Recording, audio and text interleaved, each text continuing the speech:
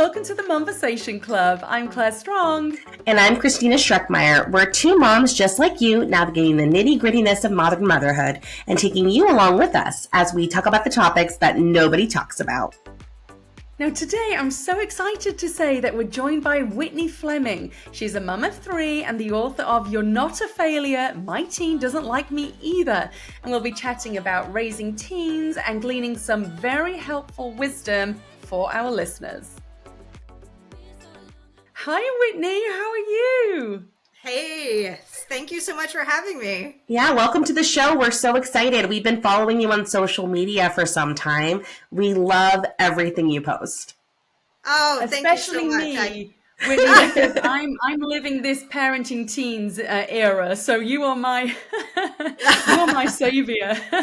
It's a journey. Yeah, it's a journey. Definitely a journey. Oh my gosh. Well, listen, for our listeners that may not be as familiar with you as we are, Whitney, just introduce yourself and explain what it is that you do. Okay, sure. I like to say I have an amazing job.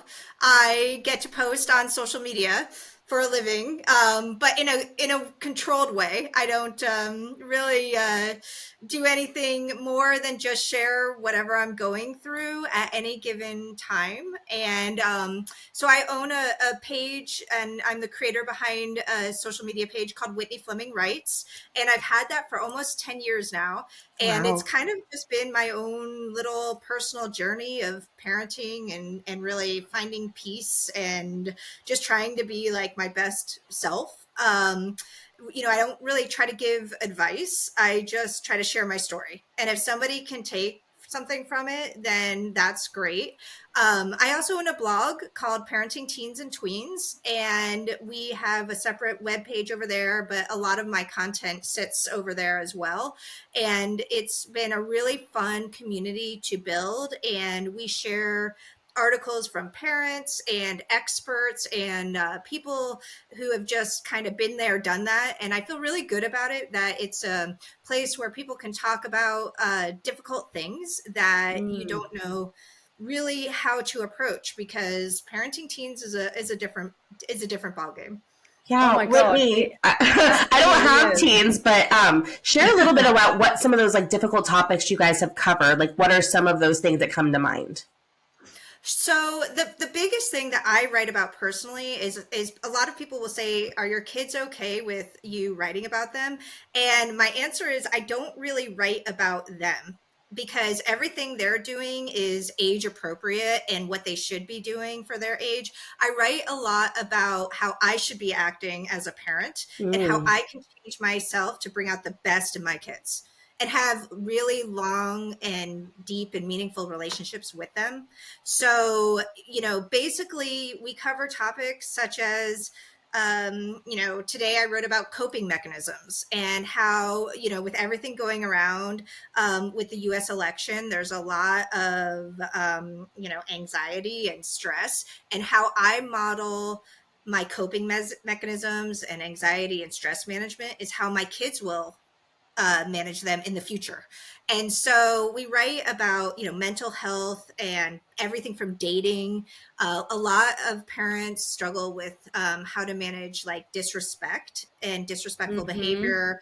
But also, we talk about stuff like, why are kids so obsessed with hoodies, or, everything from this stuff that's just kind of relatable and fun, but also really deep and important things like, suicide prevention, or, maybe it's getting into college, or just, how we feel as parents when we put our own expectations and anxieties on our kids, and how you can deal with that. Well, as a mum of teen girls, and I know you have 3 teen girls too, Whitney, I really appreciate the stuff that you post. It makes me feel less alone, and it makes me feel that my kids are normal and that I'm normal. And I just wanted to ask you, because I think we've all got our reasons for entering into this space, this online space of whether you want to call it mum blogging, and we have a podcast here at the Momversation Club. But what really made you decide to kind of share your experiences in an online forum?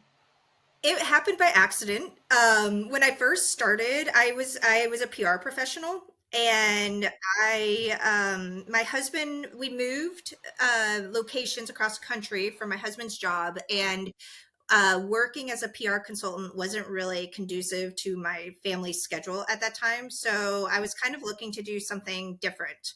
And my kids were probably in middle elementary school grades at that time. And so I always enjoyed writing. And so everybody had often, like all these, my friends on Facebook were like, you should start a blog, or you should do this, or you should do that. You're funny. And so I thought, sure, why not? And then what ended up happening was I worked for a lot of online publishers. So I learned the business. Then I just started sharing my story, and it took a little bit to find my footing, because whenever you put yourself out there, you know, you never know how anybody is going to respond to your writing. And Yeah. you have to really be in a good place yourself, and you can't look for validation, and you can't look for I do find support, but I can't post just to look for support, because it's not healthy. What I wanted to do was just share my story in a way that got other people to feel less alone. And just like you said, that's really what I wanted to do. And so, it just started building. And once I found my comfort zone and realized that I could talk about parenting without necessarily revealing all of the intricate details of my kids' lives, I really just found a balance. And it just started taking off, and I ended up writing a couple of books and starting the blog, and it's just been a lot of fun. Well, you mentioned books.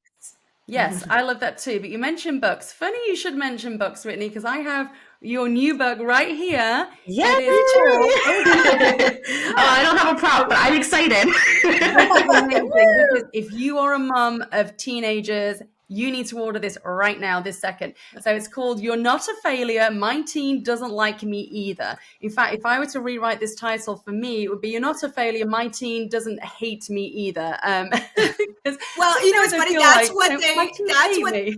That was almost the title, but to be honest, my kids and I didn't feel like that was the right title for me. Like, we didn't have that hate. We had a lot of tension, but we didn't have that hate. And I think it's because I was able to reel it in the early, like late tween years, early teen years is when I really found my footing.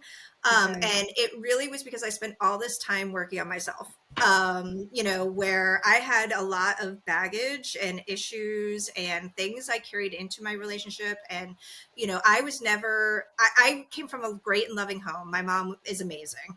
But she is the oldest of 9 kids, and, came from a tough background. My father grew up in the Bronx of New York City, also from a tough background. And they created this life for me, but they never showed me healthy coping mechanisms, conflict resolution, anything on how to deal with strife or anything. And I ended up being a really highly anxious person.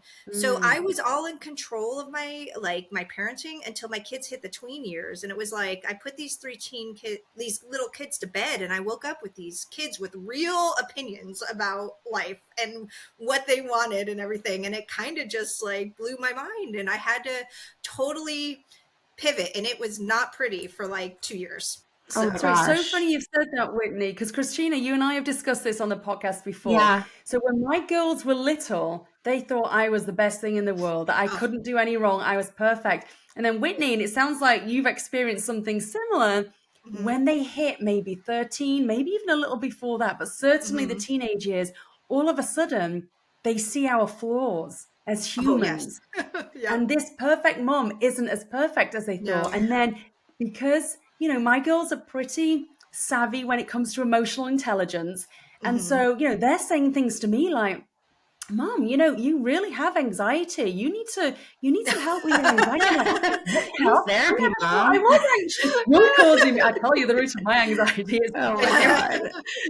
But it's like, oh my God. And then if I handle a situation better, they'll say, Mom, you handled that much better. I can see you're working on your emotional intelligence. Good job. Oh my gosh, I love it. Well, you go from like taking care of these little people, And your main role is caretaker. Like you, from a very young age, they're newborns, you're in charge of keeping them alive, and then they're toddlers and they're actively trying to go against that, and you're still in charge of keeping them alive. And then as they grow up, they get more and more opinionated, more and more into their own personhood. Yes. And you find yourself, I imagine, like living life with these little people that have their own ideas of the way they want to do things.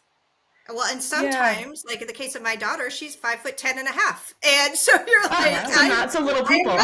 They're not so little people, and you're just like, who is this, person that was here 2 seconds ago was a different person, and that's one of the things that I talk a ton about in my book is just, it's hard when you feel like you have a sense of self for yourself and your teen is rejecting that. It is such a hard thing to deal with. And a lot of people don't even recognize it. It took me a long time to realize like they're not rejecting you. They're trying to find themselves and they're constantly trying stuff on. And it was hard. My youngest and I are super close. And, she was my little buddy for so long. And, she is a fierce independent streak. And it was really hard for me to realize that she is her own person.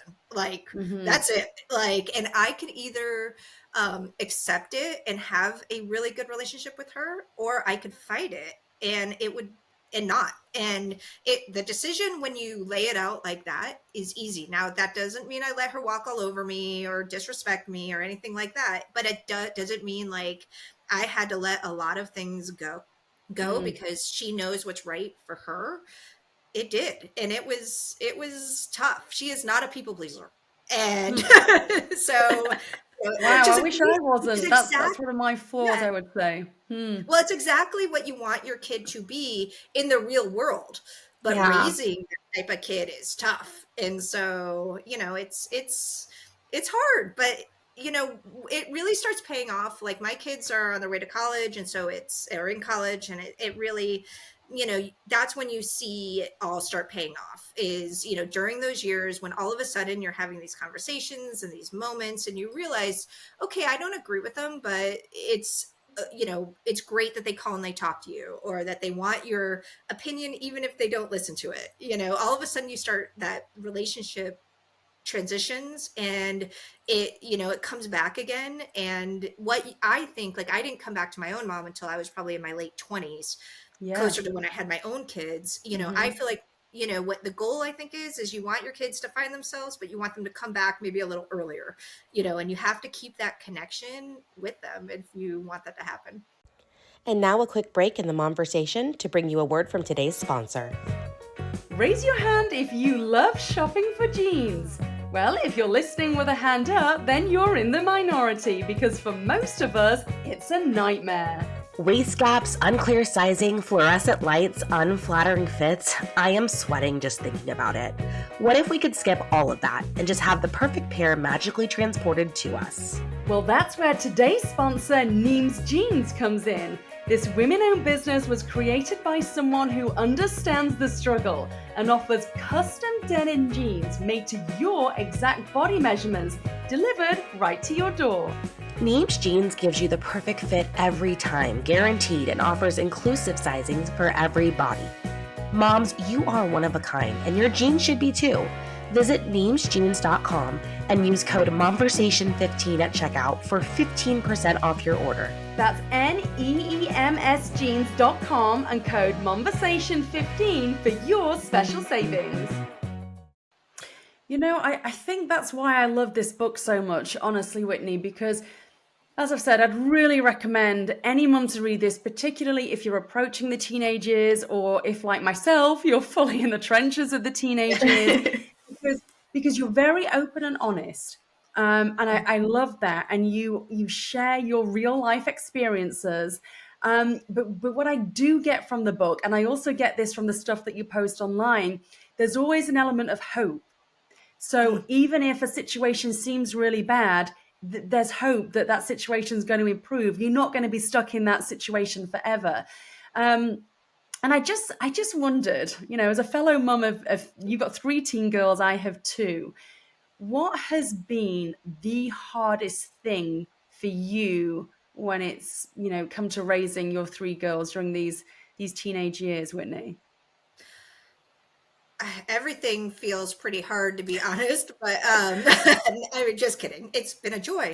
But I think the hardest thing for me was finding that uh, finding my own footing to be a place where my kids can come and feel like they can tell me anything and I would respond in the right way, because Mhm. I have gone my whole life feeling like I was too much, or a lot anxious and overreacting and sometimes a yeller and always too emotional. And it took me probably until even writing this book to realize that I am those things, but I'm a lot more to offer as well. And if I could just learn how to control myself and my own emotions, I could have this really amazing relationship, not even just with my kids, but with other people. And I truly like vulnerability. It's just easy for me. It's just my strength. I don't Mm. know. I don't know if I was born that way. I don't have a problem being vulnerable. I do have a problem with sometimes controlling my emotions. Yeah. And you know I didn't do a very good job with that in the beginning, especially in the tween years. One of my daughters, who I talk a lot about, doesn't communicate especially well. And the more silence I have, the more crazy I go in my head with trying to figure out the conversation and what other people are thinking. And what I realized is I just had to work out my own stuff first. And that was the hardest part about the teen years for me, was unpacking my own baggage, dealing with it, and realizing that until I got my own act together, I couldn't expect my teens to get their acts together. I think we have circled to that topic so many times because motherhood, I feel, and I think Claire, you agree, it puts a microscope on every piece of you and it just enhances stuff. And Yeah. things from your childhood come up because you're seeing these Mhm. children grow up and they're hitting the teen years, like you hit the teen years, and thinking, oh, the bullying I went through, or this trauma or that trauma. And you're just trying to do your best to make sure that they have a better experience, but that can Right. probably sometimes come out as this anxious attachment that Hmm. creates a divide with you guys. And what I love about you, Whitney, is I was reading some of your blogs and I read this one. It was Dear Teen Daughter, Learn to Love Yourself Instead of Being Liked by Others. And as I was reading through, it talked about your daughter, going through trying to connect with this other girl who was just like hell bent on not being connected to her, like did not want any part of it. Yep. And you share towards the middle of the article, hey, I realized something about myself and the way that I look to being liked. And I can use my vulnerability and my own experience to kind of convey that to my kids and give a lesson. So I would love for you to share kind of that piece of your own experiences coming back, like, recalling that stuff. And how do you navigate like what you want to do versus what you have to do as a parent? Ugh, it's hard. First of all, I love that story because this girl, my daughter was in late middle school, and this girl literally said, I have twin daughters, and said to one of my twin daughters, I like you, but I don't like you. Oh my I mean, God. Oh, who says that, right? Like, but Oh. she was kind of adamant about it. But then, like, going back, my daughter, the one who said she didn't like her, goes, you know what? She's like, I don't know if I would have liked me either. I was a little obnoxious back then, and like Oh. she was highly some athletic, like self-reflection. Yeah. self-reflection, right? So that's like one of my favorite stories because it was so absurd that I almost laughed, right? Like who says that? But she said it. And so and I really try not to judge and I any parents because I think we all go through our own experiences. But I will say I think the one of the largest problems we have today is taking our own experiences, trying to change them, and then doing too much or too little for Mm, our kids, as opposed to walking alongside with them in these teen and tween years. We try to solve it, or we are yes. Yes. so paralyzed that we don't get involved at all. And so, my answer to a lot of this stuff is and this is, we have this on an article on our blog, but is Instead of giving advice or not saying anything, I try to do what a therapist always does, which is ask a question. And I say, how did that make you feel? Or, I always tell people when your teen comes to you and asks you what you think is an outrageous question, um, ask, well, what's your plan with that? Like, if, oh, we want to stay out all night after prom. What is your plan? What would that look like? Like, what would you do? Whenever my daughter, we live in the suburbs of Chicago, and all the kids go to Lollapalooza.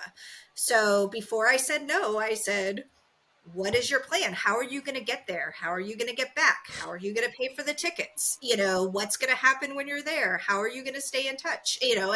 And one of my daughters said, you know what, that's a lot. I don't want to think about it. And she decided, never mind. The other one thought it all out and literally did it. And you know what? It was tough to say no because she put the whole plan together. And I think that has been that. And it was a middle school teacher who said she always asks kids, what's your plan? It changed the entire dynamic with my kids. Even when you're saying, like, when somebody doesn't like you, like, how does that make you feel? Right. First of all, but then why do you think she might have said that? Like, did something happen? Because you're never getting the full story, right? Like my daughter, like, apparently she was a little obnoxious in gym class because she's extremely athletic and always likes to win and hyper competitive. So, I think you have to know your kids and always get them to try to think things through to the end themselves, as opposed to telling them what they said. It's almost like you're training future adults. That's wonderful, Whitney. It's kind of crazy what parenting is when you concept. Really. Well, I just think too, like college, and I recall meeting people who clearly their parents had put struggles in front of them and had, sat alongside them during certain trials, and they were able to handle a lot more than others who things had always been done for them, or things had always been so easy, or every problem had always been solved. And those kids did not do well. And I love the way that you're talking about parenting because it allows them to take their own advocacy for themselves, their own stand on it and say, okay, well, do I actually like this or want this? Or am I just wanting to go because she's going or whatever? I love that example. I love that too. And actually, Whitney, as you're talking, this is like a therapy session for me because I had a real life experience this past weekend. So my 16-year-old, touch wood, she hasn't been too crazy up until this point. She really doesn't go to a lot of parties. She tends to have sleepovers with her one best friend on a weekend. And so far, I've got away pretty lightly. However, this past weekend, she'd been invited to 2 parties, one on Saturday night, one on Friday night, and one on Saturday night. And so, my initial reaction was, to go into panic mode. And just listening to what you're saying is so true because here's the thing. She did drink at those parties. All the other kids were drinking too.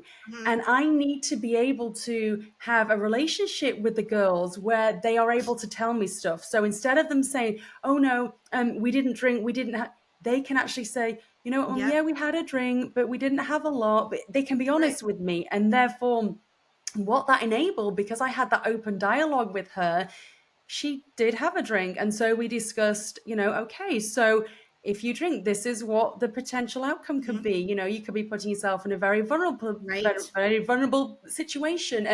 And so I was actually talking to her on a more practical level than, oh my God, you don't do that. And because if I'd have reacted in the latter, all that will do is she'll not tell me next time. And so I struggle with that. Honestly, Whitney, I do struggle with that, but I'm trying to take a step back and stop myself from reacting and just listen. Because otherwise, if you close that line of communication with your teenager, I think that's when you can have real problems on your hands. It wasn't that I was the worst teenager, but I snuck around all the time because I grew up in a very conservative house. It was my way or the highway.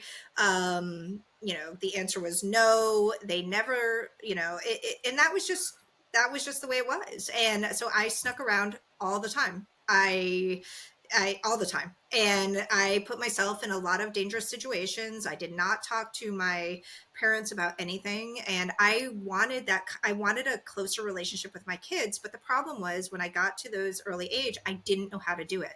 And Mm. so when they started pushing me back, I was like, wait, I thought I did all the things. Well, I hadn't done all the things. And I was a little bit of a my way or the highway Hmm. approach. And so I had to change everything. And what you did, I think is great. Some people, it is not for them, but I always feel like as long as my kids are talking to me, I'm winning. Yeah. Like that is my whole approach. When they shut down, then I don't know, or if they feel like they can't come to me, and sometimes they Yeah. don't. I mean, like, and that's the other thing. Like my other dog, like I have a kid who calls me all the time. I have one who checks in periodically. I have another one. She tells me everything, but it's usually like a week to 2 months later.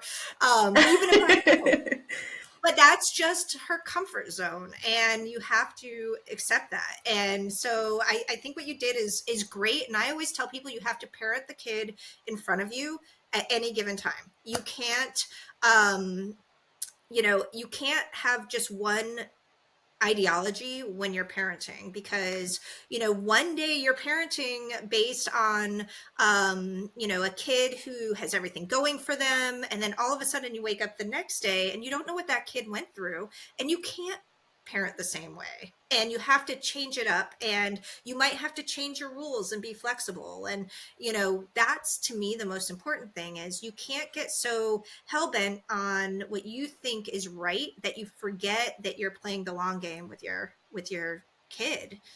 And of So course, the other thing, ladies, is that our kids are very different. I mean, Christina, we talk about this a lot. mhm, Each child is very, very different. My eldest is so different in her character and her mhm, needs than my younger one. And on that note, actually, Whitney, there's a really lovely paragraph that stood out to me in your book. It's actually during the chapter which is called How to Love a Teenager.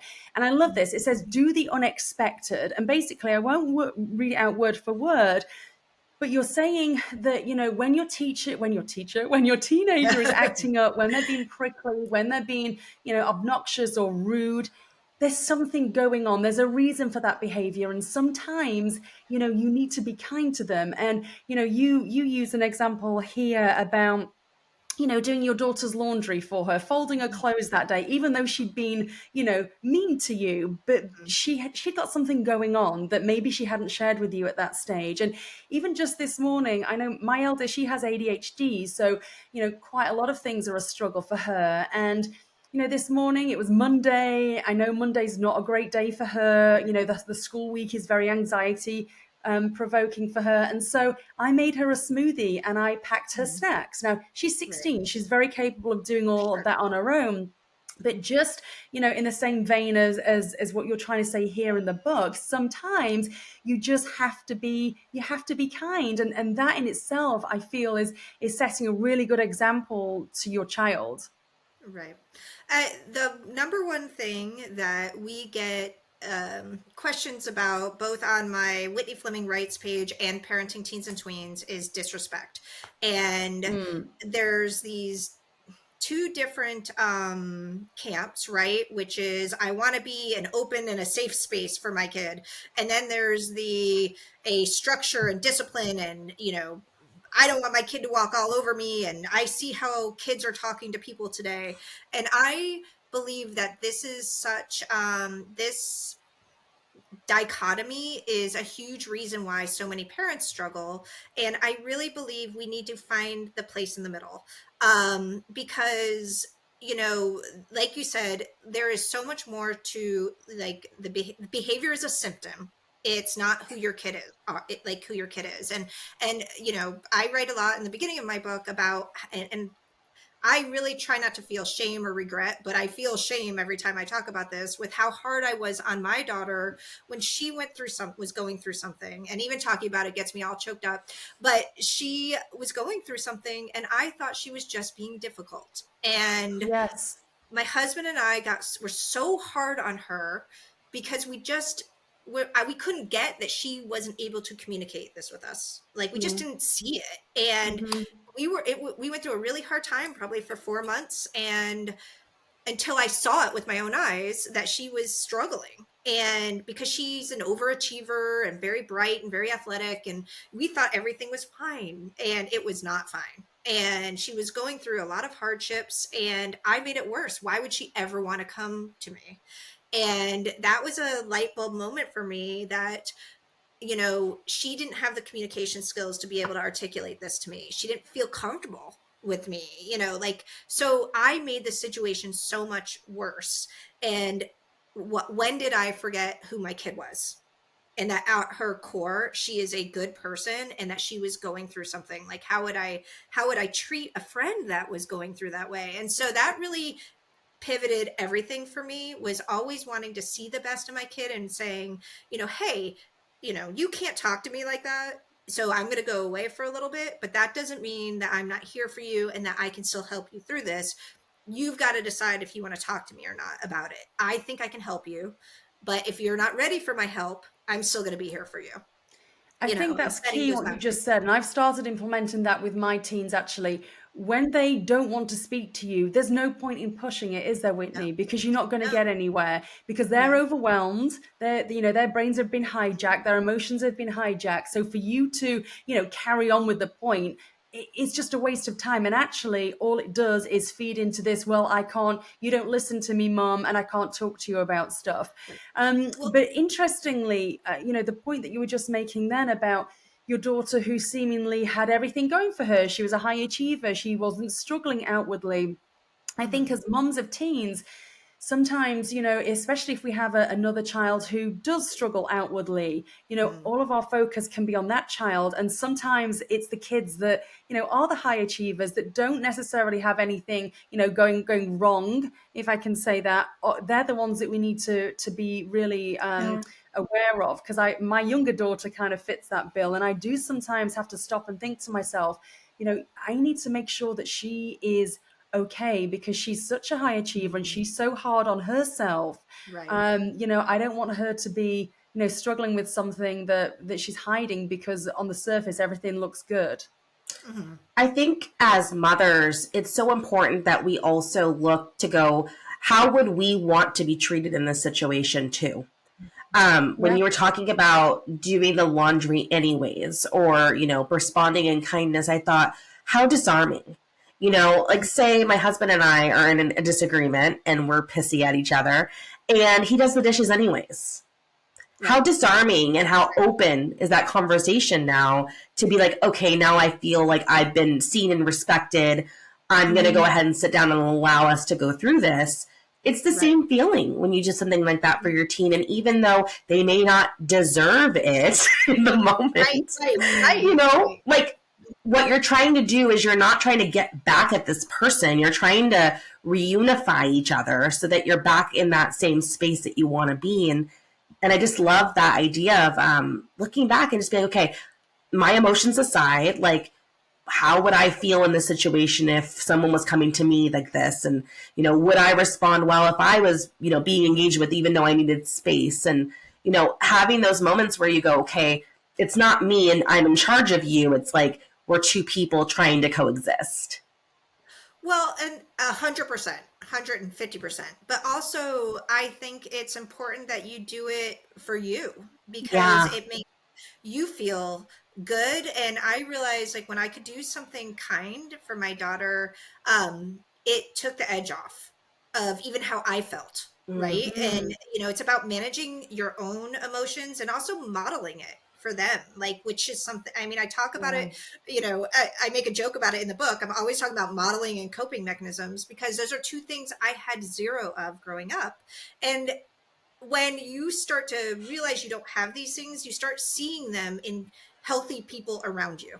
I have a friend who is just a ray of light.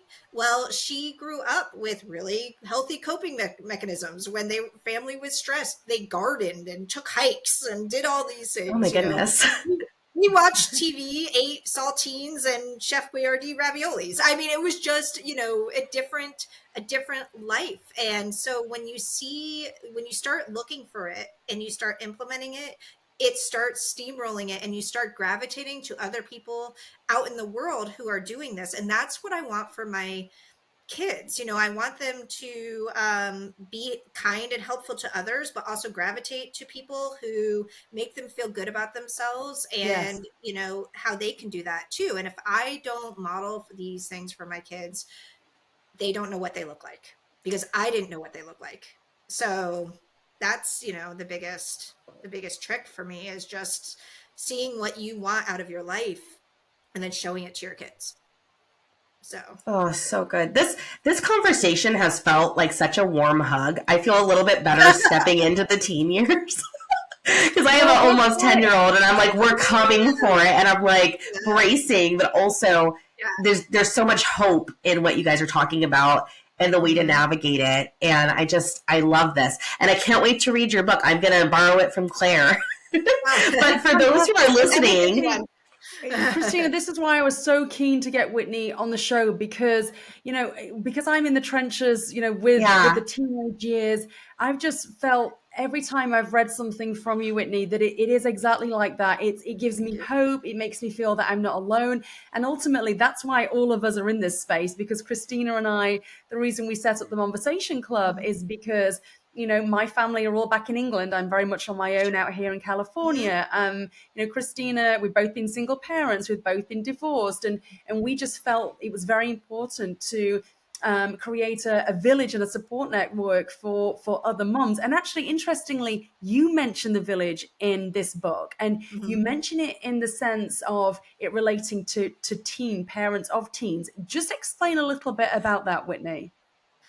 Well, I mean, the village changes, as your kids get older, and it's really hard because you don't you go from being on the playground and to all these little concerts and seeing the families all of the time, to all of a sudden you get into middle school and high school and you don't have that village around anymore, and you're kind of like, what happened? Who do I ask, who do I talk to? And you feel just so alone, because you're in this tricky place, because it really is not your story to tell. Like, I share some stories with my kids where I know they're comfortable, but nobody posts on Mhm. Facebook like, oh, I found a bottle of vodka in the closet last night, no. or, which I do not, but I'm just saying, Oh God, nobody says or a that. vape. Or like they're talking about my kid in the neighborhood group, who got caught stealing, throwing pumpkins or something, or throwing eggs at a car. Like, nobody talks about it. But yet the rumors circulate. And so I feel like we need the village even more during these years, but it's very hard to have one. And so, I really feel that it's why I try to share my story, and it's why I try to encourage people to connect with others and be open and honest, and to kind of throw it out the window that at the end of the day, everybody has challenges. And Mhm. I that's how I tried to end the book with, like, I was shocked during a senior night when I spoke with another mom who was like, I cannot wait to get my kid out of high school. And I was like, what? Like, this girl had everything, right? She was beautiful and popular and had all the homecoming dates, and everything seemed good for her. But her mom was like, it's been so much full of drama. And I almost was like another reminder to me that, hey, maybe I had more in common with this mom than I thought, because Yeah. we shared a similar experience. That I felt similar for one of my daughters. Like, she needed to get out of high school and go find the world. So Mhm. I feel like the village during these teen years is really important, but it's really hard because a lot, you don't want to share your story and have it ended up on social media or being talked about at the booster club Sure. meeting or anywhere. But we have got to also learn to be open and honest, because and talk about it, because otherwise we all get so amped up about every decision, and we get scared that one mistake is going to change the trajectory of our kids' lives, and it really doesn't. And you Mm. realize that kids get to college, that it really doesn't matter. Like, all of this stuff that you've been doing means absolutely nothing. But Fun. That's good to to me, know. right, it does. I mean, like, to me, like, the kids that I meet out of my kids' friends, who are the most, like, doing the most, are the ones who failed the most, probably in college and or high school, and you didn't really think like they were going to be the overachievers, but yet they're going over to like Tanzania and leading a UN summit or something. Like, Yeah. Our kids' potential is so limitless, and we think that we only have this little block of time for them, but that's when they should be making all the mistakes. And but nobody is talking about that. And that's why we need this new kind of paradigm of a village for teens that kind of models the one we had when they were younger, but with just a little bit of a shift and a little bit of less judgment, and realizing that not everything, that it's okay to fail and it's okay to make mistakes, and we can't judge each other's for that. That doesn't mean that you're a bad parent. It means that you're just going to walk alongside your kid as they figure it out. Well, I'm glad you said no one's saying that, but you're saying it, Whitney. And we are so thankful that you're part of our village now, and we have you to look to for these topics. And tell everybody where they can find you, because we're going to want people to go to your Instagram and get your book. So tell people where they can find you. I am at Whitney Fleming Writes, all one word, 1M in Fleming. And that's on Facebook and on Instagram. And you can also follow my blog page at Parenting Teens and Tweens, also on Facebook and Instagram. And we even have a small TikTok page.